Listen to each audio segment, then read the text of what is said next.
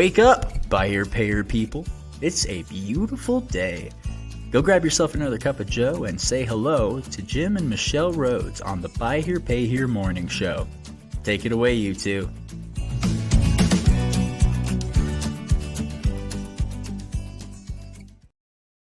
Hey, good morning, everyone. Are we live? It's Happy Friday. Is it time to do the 201st episode?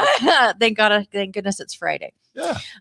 Yeah. Welcome, everyone. Welcome. We're happy to have you all here. Had a great show for our 200th. Didn't we? It really was. So fun really, to really roll was. those videos. Of course, having Yeah. Tim Bird and Tim Lawrence both there was outstanding. Mhm. It's really just it felt like an important turning point for us. It did. Right? It did. It felt really, really good. And Yeah. there's more really powerful things that are coming. Oh, so that reminds yeah. me. I need to make sure for anybody who heard me say that my thought was for Friday that we would talk about this whole thing about enterprise value and moving to business ownership. So I'm gonna have to put that off because I wasn't able to prepare all the stuff. So it's coming still, but not today. We're talking inventory today. Yeah. So it's coming. Yeah. We'll make sure that It's forefront of my get that mind out there. actually. I just want to do it in a kind of a thorough way. Yeah. So I just wasn't getting that Oh, opportunity. happy September, Facebook user. Hey, yeah, it is September. right. We're Oh off my to- goodness. This year has gone by so fast. Yeah. Yeah. And been crazy.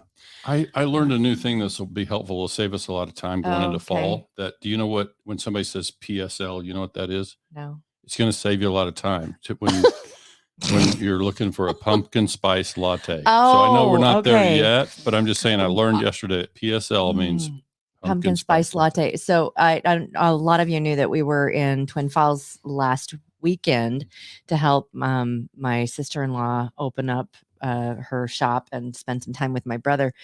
And because she's brand new to this and it's a franchise, and so they said, okay, so all your Christmas stuff is coming. You need to have it out within the next week or two. Yeah. And I was like, you're going to be one of them. August. Yeah. Yeah, right. Yeah. It's like, please don't play Christmas music yet. You mean a retailer? You're going to be a retailer? Yeah. It's crazy. Yeah. It is nuts. It's not a 4-letter word. Yeah.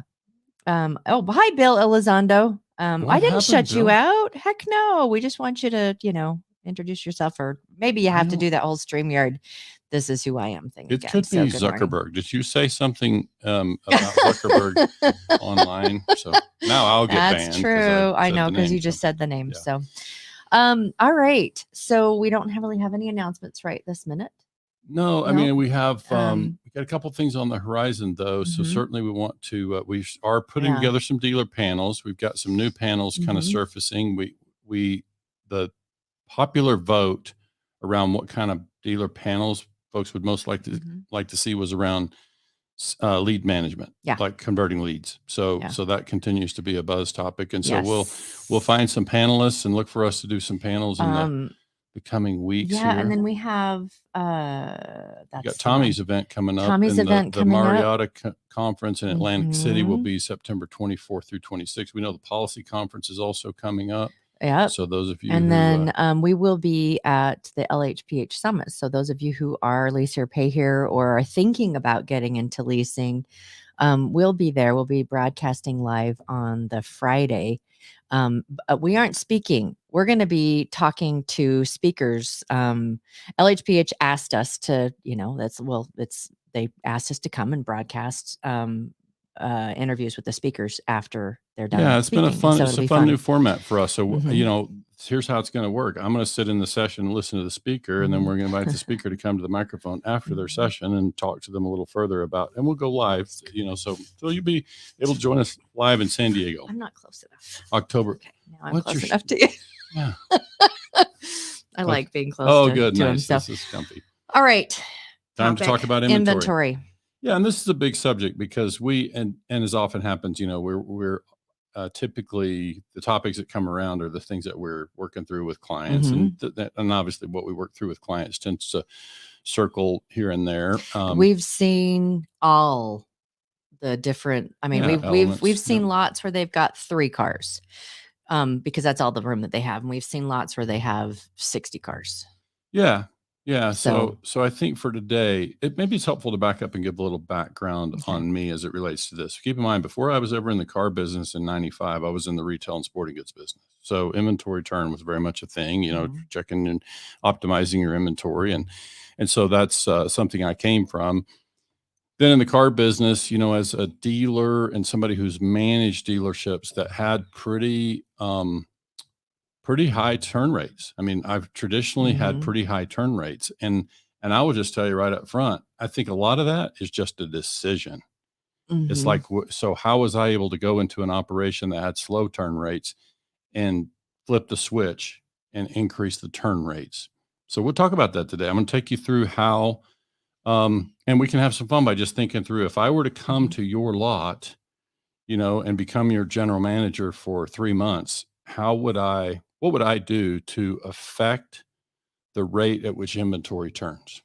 So that's what today is. It's kind of just taking people inside that whole kind of thing. conversation, that kind of strategy. And as I shared in the comments before we went live, is that I'm really thinking not so much recon pipeline, like that's a whole different conversation and a deeper conversation. We're not talking about the reconditioning pipeline and the time to line or time from the day you buy it to get it to the lot.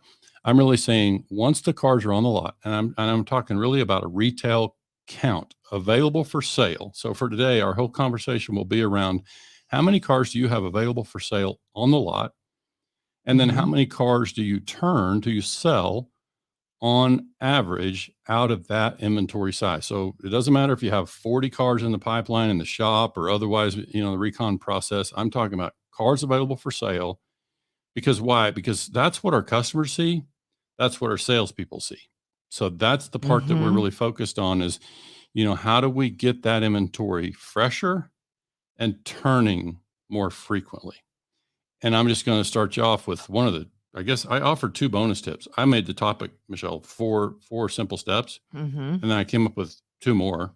And now here's another one. Yeah, we can do the first one. It's fine. But But I would say the bonus tip before you even look at this one, the bonus tip already is it's a decision.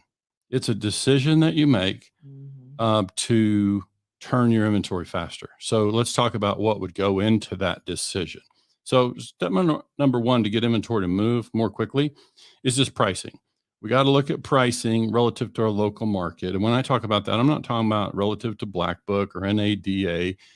I'm really saying if I'm a consumer in the market, what can I get into for $1,500 down and $500 a month, or whatever the numbers look like that you're trying to do in your business model? We just have to make sure, are we competitive? Are we offering a finance program that is accessible so that we can be sure that whatever leads we get, phone, on the lot, web app, do we have a program available to satisfy the customer's financial needs or the entire market's financial needs? That's step number 1. And that's also like part of that is defining your market. But because I personally have seen lots of different, like we put things on the lot for the upper market of, these are people that have hit bad times and now have bad credit, but they want a nicer, the truck, those kind of things to, I just need a car to get to work that will get me there. So I can make a paycheck. Yeah. And so there's a gamut of who your customer might be. But so figuring out what it is that are you this is not a squirrel. Is it not? No. It sounds like a squirrel. But it's not. It's a possum because it's related to this you topic. never have explained to people why this possum thing. Possum is like squirrel is totally different tangent. Yeah. Possum is tangent that within was us. The topic. We came up with that as a way in our own communication. And you know what? I'm going to copyright that. This is a possum. So she could, so I could be prepared mentally when she ships. So like in your market, you may want to have the $20,000 trucks, but your market may not be able to handle that. So, or be able it can handle it. These are different questions, because when you talk about a $20,000 truck, that's a capitalization question for the dealer. Can they fund it? Because my point here in this pricing thing is it doesn't matter if it's $20,000 truck or a $5,000 Ford Escort. If a customer can get in it with $1,500 down and $500 a month, That's the part I'm talking about here. Yes. So it can be whatever car. Then right. Okay, gotcha. So when I say pricing, it's not so much the selling price; it's the pricing of your finance program and the terms that you offer. How accessible is your finance program? So how do you? And this is not a squirrel. Like let's say that you've got a lot of inventory on the lot that is on the high end. And so you are currently, it's like your average down now is 3,000, whatever, 2,000, 3,000, because in order to kind of make it work, and that your payment now, I mean, we've seen payments as high as $700, $800. Sure. And so is that, okay. It's kind of a different thing in that I'm simply saying, it doesn't matter whether we're talking $20,000 cars, $5,000 cars. The question is, and ultimately we'll get to this thing about optimizing your assets and your inventory. Like customers are asking for third row SUVs and 4-wheel drive pickup trucks. Okay. So I'm going to put some of them on the lot, and because of my cost and my financial strategy and my capitalization structure, I really need to get about $5,000 down on that vehicle to make it all work financially. So, okay, that's fine if that's what you need to satisfy your market. Now I'm asking you, go back in and look at your turn rate on all those types of inventory. You know, in a good software should be easy enough to get to. This is what's selling. This is what's sitting and aging. And so it's really a question of optimizing assets. So again, step number one in getting the cars to move faster is making sure they fit the pricing and that they will sell at whatever financial program you have put together, your business model, so that they will sell and that that won't be a barrier. We can go ahead and go. And I'll try to keep, I'm going to keep my squirrels and possums. No, it's fine. It helps expand on the topic. So this is about assess and reassess. So, you know, one of the things you see is that sometimes we visit a lot and you go through the inventory and you see that, you know, first of all, we see too often that dealers, managers, salespeople don't walk the lot and get in the cars enough. Because if they did, they would see the trash in the seat. They would see that the key tag is really worn and clearly means that car's been around for a long time. Like, freshen up. Well, and I mean, we've been on lots where it's like there's grass growing around a tire. Yeah. I mean, that's merchandising, right? Yeah. And what I'm really talking about is the condition of the car itself. Like, you know, it's like, how's the car run? I mean, is somebody getting in that car? And so part of this is assessment before it goes on the lot. Recon says they're done. Car comes back from the shop. Now we're ready to put it in inventory. Is somebody really assessing that car? Like, have we driven it? Do we know if the belts are squeaking? Do we know if the blend door is making a weird rattle in the thing? I mean, we just need to know, is the car really ready to go? And is it got problems that would scare, you know, as dealers, we know that blend door noise, it's common in these cars. We know that. Consumer doesn't always know that. Is that something that you can do just by turning it on and leaving it on the lot? This is like driving it around and getting it warm. Yeah, this is about getting it warm. Full assessment of the car. We're making sure that the cars go out there really ready to go. And so we have to make sure, one, are the cars really tip-top shape and ready to go and no obstacles. Would you say it's like if you're close to a highway or freeway, get on an exit, go around just to kind of get it up to speed, get it nice and warm? And I would also, you know, I like the idea of salespeople not having a demo. I definitely wouldn't do a demo for a salesperson, but I'm happy for them to drive a different car overnight. And ask yourself, well, we can't do that. We can't have a salesperson drive a different car overnight. Why not? Why not?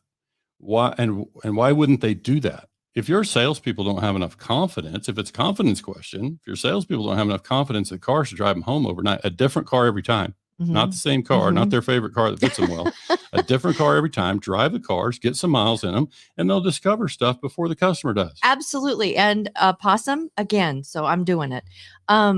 Just imagine, like, if you've got your tags and this comes from this lot and all of that, that it's kind of like it's a moving billboard in a way for your dealership. And when the neighbors of your salespeople see That's a cool car. That's a cool good car. point. That's a cool car. That's That's a a cool point. different cars every Drive it day with a come in dealer and they're like, plate and hey, windows sticker how on do it. you have different cars? And Yeah. and you can have that conversation. That's and a good point. Yeah. Yeah. That I'm not trying to market here. I mean, it helps. You're going to see the cars. I'm really just trying to assess, but you're right. In driving at home, the neighbors, you stop at a quick trip, to gas up, and somebody's, in the market for a car. That stuff's going to happen just by having the cars out and about. But mostly I'm just trying to evaluate the car and then reevaluate the car, because you're going to hear me say that these cars need to be super, evaluated and reevaluated to make sure they're tip top shape. And then they're going to go away if they fit the right finance program. And I'm going to tell you how to deal with the ones who aren't moving here shortly. Strategy. Tip number 3, revisit strategy. Okay. So this is kind of revisit your topic. strategy. Sometimes they don't have a strategy, but but let's, this part, the strategy gets polluted by some, I'll call it stinking thinking. Like sometimes I love that. And you know where that came from? Where? Stinking thinking. Zig Ziglar. Okay. Yeah. Yeah. So, it's basically a sort of a flawed approach, a flawed strategy based on maybe some bad information. And so I see this and I hear these people say, for example, if you're an old school person and you say to me, there's an ass for every seat. Have we heard that? Have you heard that? I've heard that recently from dealers. Yeah, from dealers and from salespeople. Yeah. So you say there's an ass for every seat. Boy, that's just the wrong thing to say to me, because that's an old school mentality and it's really inefficient. It's not the right use of assets. You're not optimizing your assets, and you're not turning the inventory as quickly as and it's kind of like, I'm buying cars for me. Yeah. And then it's like eventually there's a lot. Somebody, Bill Elizondo, somebody that's still tuned in here this morning, tell us, I mean, that's if it's true that there's an ask for every seat, isn't it also true that aging inventory costs more and more? Like the longer the car sits on the lot, the more you end up having tied up in it. So it's like financially that car degrades. We're headed into winter. You're going to have, snow drifts and frozen conditions. And so the cars are going to degrade just by being out on the lot, not to mention how many dollars we have tied up in them. And if we're floor planning these cars, you might say there's an ask for every seat, but are we going to wait until that customer comes who wants, this, green Ford Fusion or whatever? You can wait and wait and wait, and you'll eventually sell it. But what did it cost you to have that car on your asphalt all that time? That's the part that I'm saying. It just is incomplete information. Yeah. And I think too, from a consumer perspective, is that if you've got the same cars on the lot and people are driving by and they're seeing this, there's no excitement at all for the lot. But if they see holes in your line and they are filled differently every day, and that it looks like there's fresh inventory. And so when people drive by, it's new. And so we all know that when you have something like a business and it's a specific way, after so many times, you no longer see it because it hasn't changed. And it's like, I think of some of the dealerships when I was a teenager. They had this big Ford dealership, and they would do different things on their, like they would have this massive artwork stuff and they would change it out every month, and it just drew the eye to the lot, and got people interested in that. You'd see the cars. So I think that there's an awful lot to if you have aged inventory, it's like it's old. We had these conversations in Idaho with somebody who's opening a retail business for the first time, and they've got a good franchise model they can follow. They're doing for the shop. Yes, they're doing quite well. But it's like that same thing applies in any kind of retail. When the inventory is fresh, there's new stuff coming out. You can see stuff being added to the shelves out while you're there. It's like that stuff matters. Like if it's just sitting there collecting dust, and it also doesn't create urgency, which is kind of the other thing about this. By now, it may be gone. It's like this mentality, which we're going to talk a little bit more about next, but it creates that level of urgency. It stimulates this idea that if I see something, because look, if I walk through your lot and all the cars are super dusty and some of them have stickers that have been there for a long time, or they're sitting in the same place, they're sitting in the same place for the last 2 months. Yeah. Then as a consumer, if I walk through and I see something I like, I don't feel any great urgency about having to buy it today.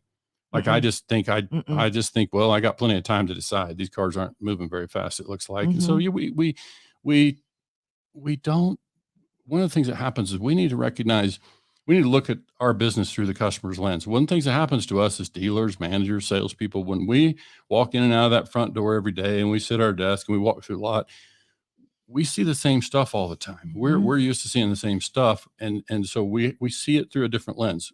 We have to put on our hat and go out to the front lot. And what does it look like for the customer when they walk through our lot, when they walk through our building? What does it look like to them? What is their perception of us? Yeah. And so I think we're just trying to create that. So strategy is just, so part of the strategy too is about inventory count. How many do I need?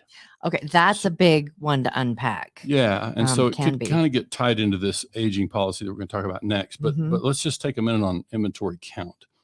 Over the years, especially people coming out of retail and franchise will say you need 60 cars on the lot to sell 30 a month.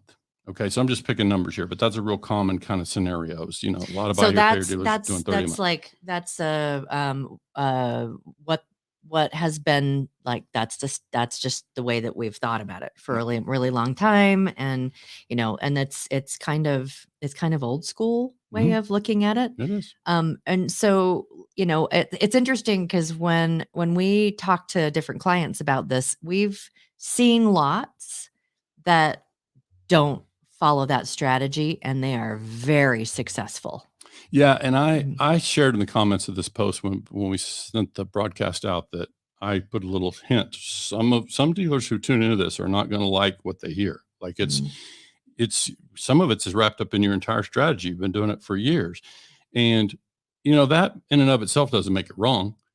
But the question becomes, if you are that dealer who's stocking a 60 car inventory with the intention of selling 30 a month, this is on the lot. This is irrespective of how many cars you have in the pipeline or on the way from the auction or in the recon center. This is how many cars do I have available for sale and how many am I selling? So if I'm at a 60 car inventory and I'm financing 30 customers a month, and I could show up as your general manager in a short period of time, I could have you selling 30 cars a month out of a 30 car inventory. What would be the rationale behind continuing to run a 60 How would that car help? inventory?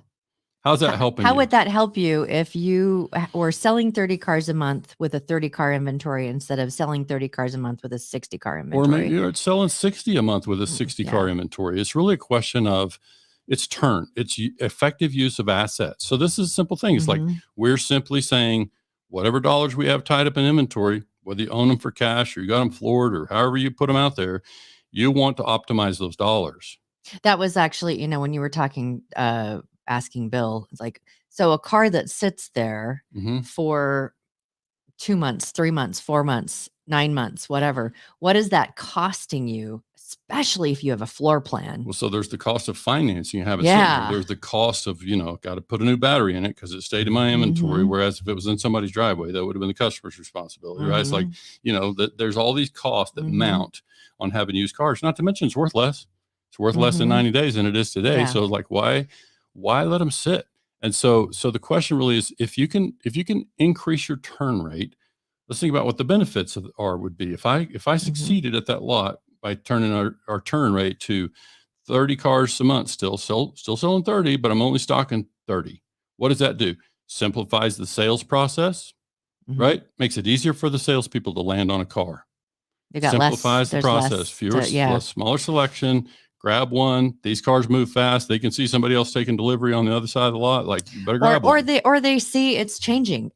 It's changing every day, every week, and so it's like, this is what we got. This is important stuff. It's like it doesn't get talked about enough, and I think it's something that we recognize that it's an opportunity for us in buy here, pay here. So we sound like we're being harsh, and it's like I'm not out to beat anybody up, but I'm out to shift some ways of thinking about this stuff in terms of.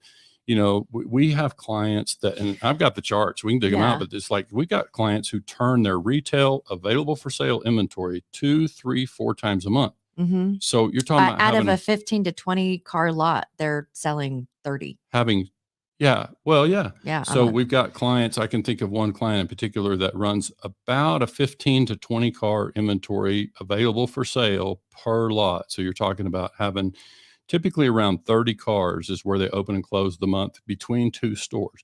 They very consistently sell 80 to 100 out of those two small inventories, two locations. So I'll say it again, 30 car inventory selling 80 to 100 a month. Yeah. So it's a question of all their stuff is fresh. And if customers see something, they see that stuff moving, and they know if they were going to wait till next paycheck, they know the inventory is going to be different next paycheck. And I, as we're talking to different dealers, there's a pinch happening right now with capital. And, there's a bit of a squeeze on that. And so if you can have,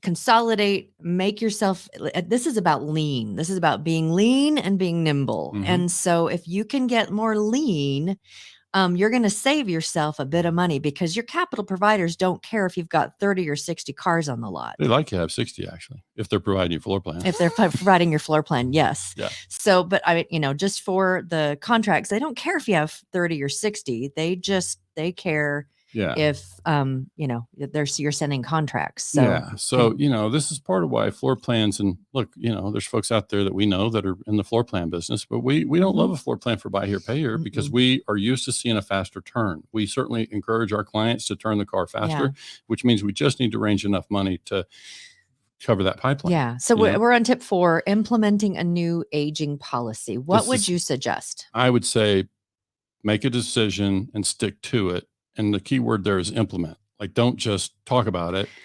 Create a policy that you can follow through on. So, for example, I was going to say, can we get an example of what you're talking about? I could write a policy for a dealer. I could put it on a simple piece of paper today that says, cars that reach 60 days in inventory from the time they've hit the lot will get a reduction of whatever we think is appropriate, price, down payment, whatever. They're going to get a reduction. And then if they're still on the lot at 91 days, they go to wholesale. So hopefully you've got multiple locations and it could go to another lot, because I don't care that it's gone. I care that it's gone from this location. So I want it. And so the way I always explain that is, we can get wrapped up in this kind of ask for every seat thing with, it's such a nice car. It drives great. The air conditioner blows cold. It's like, it's a nice car. Why is it not selling? It doesn't matter why it's not selling. So what you're suggesting as a suggestion is that 91 days. So, it's, well, I think, I'm picking a number. Like, every dealer's policy 3 could be months, different. whatever. But I'm in that range for sure. And there's a whole nother topic on, we might've bought it for more than less. It's like, that's a whole nother conversation from when prices were a lot higher. And I know a lot of dealers have cars on their lots that come from before the prices started going down. Yeah, I'm aware of that. And I'm going to say that almost everything we've talked about here today is irrespective of the cost in the car. It's irrespective of the cost. Yes, our costs are higher. Yes, we own the cars for more than we used to. That's not really the part I'm talking about. Are we going to make them go away, or are we going to let them sit and rot on the lot? That's really what, regardless of how we paid for them, how we got them, we made them available for sale. Now, are we going to sell them, or are we going to sit on them? And so that's really the question for me is, are we going to move them on through? Because, and so when you create this policy that I'm talking about, it doesn't matter. 91 days, it doesn't matter. It's a slick car though. It's got perfect paint. The air's cold. It doesn't matter. It's going away. Look at all the cars that sold in the 90 days that this car was here. I don't care why it didn't sell. I just want it gone. Yeah. And one of the things I've seen with some of the people that we work with is that they have, this is, I think, beautiful on so many levels. They have other dealers in their region that they like let each other know, I got a car, you want to, and they'll even, without taking it to wholesale, or if they don't have multiple locations, there might be like, I got this, you got this, let's figure it out here and do a swap, or, whatever. Yeah. There are things in our line of work that are difficult to solve, right? Some of these things are more challenging, take more time. This one is the reason you're hearing me kind of an elevated voice or whatever. Like, this is one we fixed. Yeah, this is what I look like when I get excited. This is my excited face and my happy face. This is elevated. Yeah. Can you tell the difference? I can. Yes. So no, it's like, this is a topic that it's one of those things that we can fix. It's a decision. It's a simple decision to commit to a policy and move the cars. Now, somebody's got to be prepared to absorb that financially. right? I mean, if those cars and there's, it's one of those things where kind of ties into this thing right here about we got to check our ego.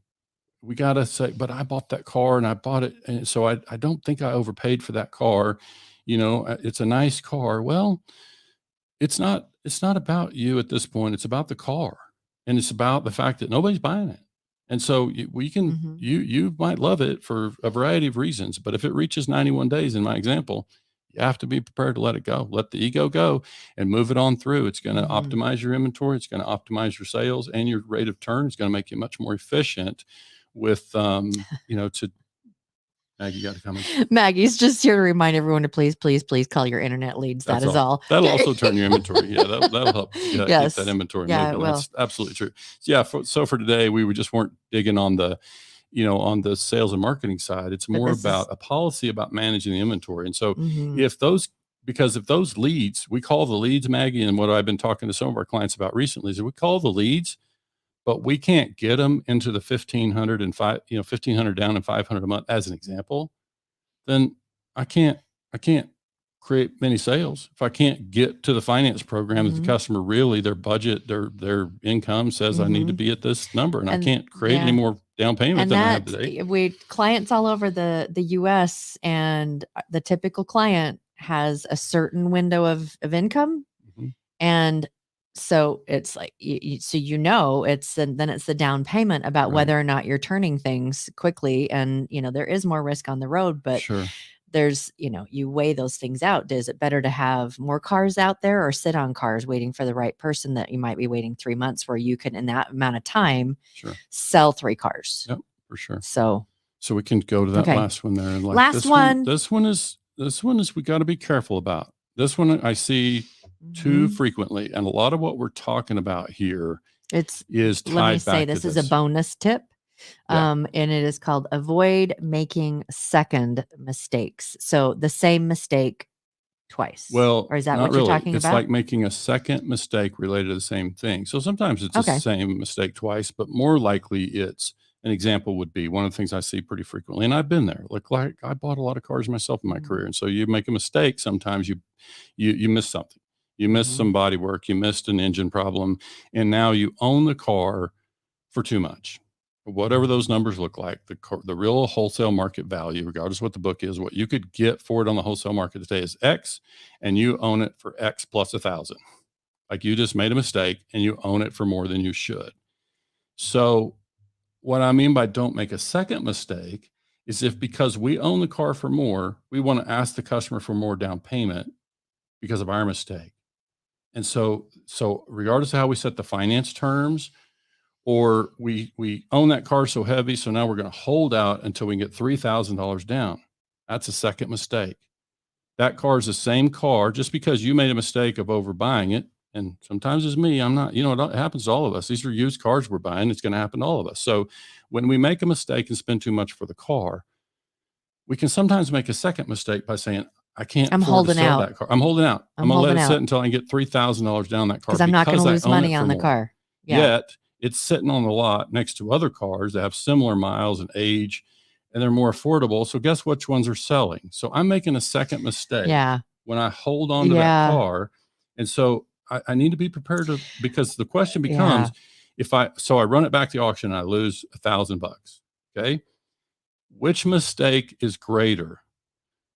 Releasing the car for what it's really worth, or having it sit on the lot, you have money tied up in it, that's taken up asphalt on your inventory. And I always say, smart alecky remark I made to one guy one day, it's like, we don't buy these cars to hold down the asphalt. Like, the asphalt's not going anywhere. And the other one is people don't come onto the lot to buy a ham sandwich. That one I learned from somebody else. One of the sales managers I worked with years ago used to say, these folks aren't here to buy a ham sandwich. So, it's like, let's get busy. So anyway, the thing is the idea is we can sometimes make a second mistake when we own the cars wrong. And listen, a lot of us own are a big part of our inventory, quote unquote, wrong now because cost of car went sky high. We had to have stuff. We bought stuff that we didn't want to do body work on. And, it's our reality right now. And so we can make we can apply that whole thing to our entire inventory. If we own it for too much, Let's make the necessary adjustments. Let's figure out financially how to bite the bullet and make the pivot. Basically, we're in the business to finance cars and collect car payments, get car payments coming in on those cars.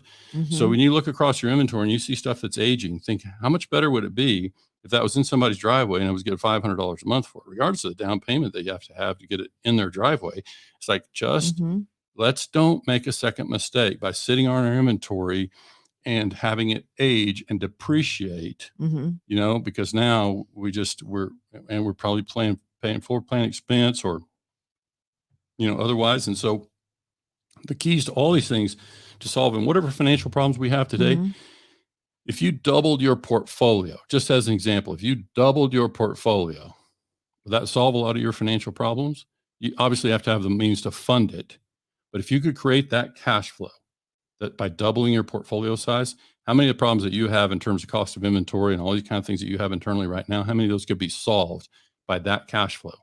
So I'm just thinking financially, many of us need to be prepared to make that pivot and commit to freshening inventory, creating sales, building our portfolio. And look, if we need to help you with the financial part, like if you need to try to find money, reach out. We can do what we can, try to help you connect to the right financial partners. But it's like, and maybe Michelle will loan you the money. She's got lots of money. I got $10 in my wallet.